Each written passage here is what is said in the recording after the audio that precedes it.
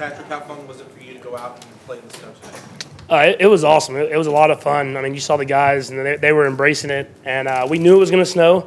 Coach Reed prepares us by practice. We practice in cold weather a lot, and so when you get there, you kind of are already kind of accustomed to it, and you can go out there and play.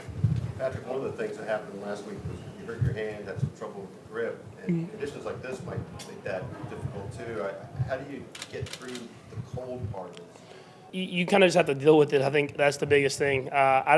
Being from Texas, I never played in a snow game until last year's playoff game, and I was a little nervous then. And I got out there in warm-ups, and I realized that it's actually pretty sticky, and you can kind of spin it. And so knowing that going in, I knew that I had that experience before, so I leaned on that and got out there today and just tried to find ways to get the ball to the guys, and they were making plays. Yeah, I think we were just excited to play here. I mean, obviously the snow, it made it even more fun, but we were excited to be back in Arrowhead. We're getting to play a division opponent with the Broncos, who was playing really good football, and they still are. And so for us, we were just excited to be here, be at Arrowhead, and be able to embrace the fans. Yeah, I mean, obviously, it's kind of, you get that QB speak where you're just kind of talking about how the seasons have been going and everything like that. But he actually worked with a guy named Jordan Palmer, who I've worked with previous. So we kind of just talked about football and stuff like that. And, I mean, he's a guy that he's done a really good job in the short amount of time he's had. And so I'm sure we'll play each other a good amount of times in the rest of our career. How do you explain what you guys have been able to do in the AFC West games? Not just winning those games, but a lot of them have been kind of one-sided. Well, you understand how important these games are. I mean, even when we have the AFC West kind of clinched now, we understand that it's still an important game. You want to make sure that you can kind of keep pressing on, keep pressing on, and keep getting better every single week. And so we know the Broncos were playing really good football coming in, and so we just attacked with that mindset of we're going to go out day by day and keep this process moving. And I mean, we had a good day today, and now we get to go to Chicago next week and play a good football team. I knew from the beginning they were going to be good. I mean. First off, with Tyron, you understand how smart he is and how he's able to kind of read routes and sit on stuff that most safeties wouldn't be able to sit on. And then you could see Juan popping from the first day he got here. I mean, you could see the talent that he had and that he was going to be a special player. And you're seeing that now as he's getting more and more experience. He's starting to make more and more plays, and he understands the game of football. Can you speak on Travis Kelce, him being the first tight end to receive, have 1,000 yards receiving in the last 4 years, and a special accomplishment that is?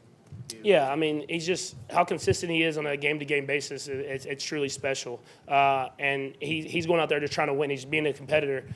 He doesn't look at the stats. He doesn't look at all that different stuff. He's just a competitor on that field that wants to win a football game, and he does whatever he can to get himself or other players open. And it's a guy that you want to have on your team. Patrick, the Forbes 30 under 30 list recently came out for 2020, and there was you made the list, and someone else, I think it was a young tech entrepreneur from Kansas City.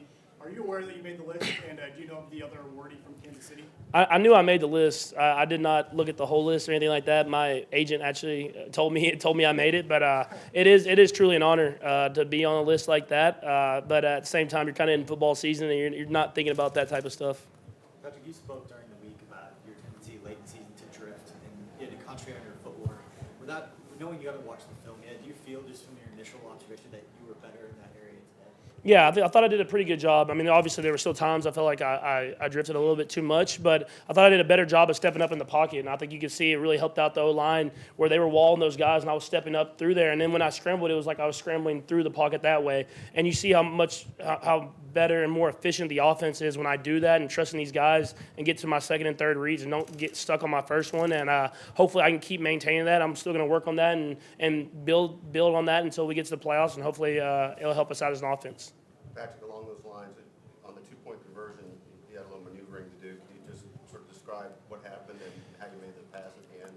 Yeah, they dropped 8, and so they had a lot of people in that end zone, and so I was just trying to find someone to get open. The guys were working for me, and I thought about scrambling there for a second. The offensive line gave me all day, it seemed like, and I finally found Sammy, who was still working, who was really not even in the read. He just kind of found a way to get himself open, and we got it to him, and we got that 2-point. Mark, thank you. Thanks. Kelsey.